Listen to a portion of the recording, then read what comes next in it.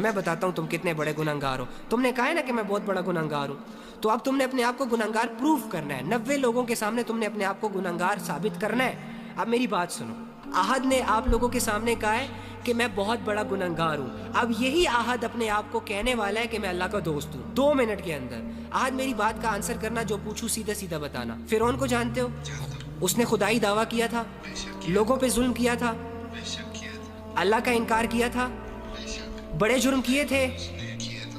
Okay, اب مجھے ایک بات بتاؤ, یہ فرعون تمہارے پاس آ جائے ابھی اور تمہیں اس کا پتہ ہو کہ یہ ظالم ہے, یہ جابر ہے, اس نے لوگوں کی زندگیوں کو تنگ کیا ہوا ہے, اس نے خدائی دعویٰ کر رکھا ہے, لیکن آپ کے پاس آ جائے اور آپ سے کہے احد مجھے ریئلائز ہو گیا یار کہ میں بہت بڑا گنہگار ہوں, مجھے ریئلائز ہو گیا یار احد کہ میں نے خدائی دعویٰ کر کے اچھا نہیں کیا, مجھے یہ ریئلائز ہو گیا احد کہ میں اللہ کی نافرمانی میں بہت آگے نکل گیا ہوں. احد میں تیرے رب کو ماننے کے لیے تیار ہوں, مجھے بتاؤ کہ کیا تمہارا رب مجھے معاف کرے گا؟ لیکن اس کی زندگی بڑی غفلتوں میں اور گناہوں میں گزری ہے.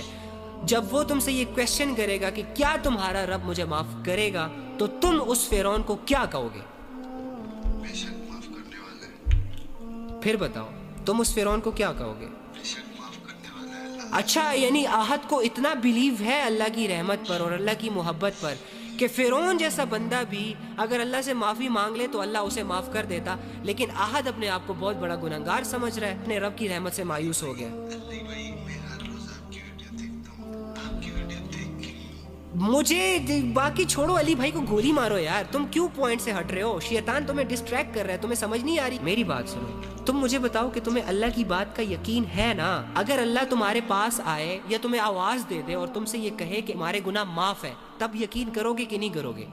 لیکن یہ تو پاسبل نہیں ہے نا کہ اللہ تمہیں آواز دے کر کہے, آواز دے کر سیٹسفائیڈ کرے کہ میں نے تیرے گناہ معاف کر دیے. تمہارے پاس ایک ہی ذریعہ ہے, قرآن. تو قرآن میں اللہ نے کہا ہے کہ اگر تم توبہ کرنے میں سچے ہو تو تمہارے گناہ صرف معاف نہیں کروں گا بلکہ ان گناہوں کو نیکیوں میں تبدیل کروں گا.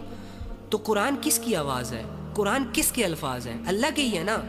تو پھر میں ڈپریشن میں کیوں ہوں بھائی؟ تو پھر میرا اللہ سے تعلق اتنا کمزور کیوں ہے؟ مجھے اللہ کی باتوں پر یقین کیوں نہیں آ رہا؟ بس یہ رونا دھونا چھوڑو, اللہ تم سے راضی ہے میری جان, اللہ تم سے راضی ہے. اللہ کو تم موقع پرووائڈ نہیں کر سکتے کہ وہ تم سے ناراض ہو جائے, وہ بے نیاز ہے. تم اللہ کو نقصان نہیں پہنچا سکتے, نہ اللہ کا نقصان کر سکتے ہو. سو واٹس دا ریزن کہ اللہ تم سے ناراض ہو جائے؟ ریزن کیا ہے بھائی؟ ایک ایسے بندے سے اللہ کیسے ناراض ہو سکتا ہے جسے یہ غم لگا ہو کہ اللہ مجھ سے ناراض ہے, جسے یہ فکر رہتی ہو کہ یار مجھے اللہ کو راضی کرنا چاہیے, میں اللہ کے معاملے میں ٹھیک نہیں ہوں. ارے یہی تو تقوی کی نشانی ہوتی ہے. بڑے بڑے لوگ ہوتے ہیں جن کو اپنے گناہ ساری عمر ریئلائز نہیں ہو رہے ہوتے, تم ریئلائز کر رہے ہو ڈوڈ.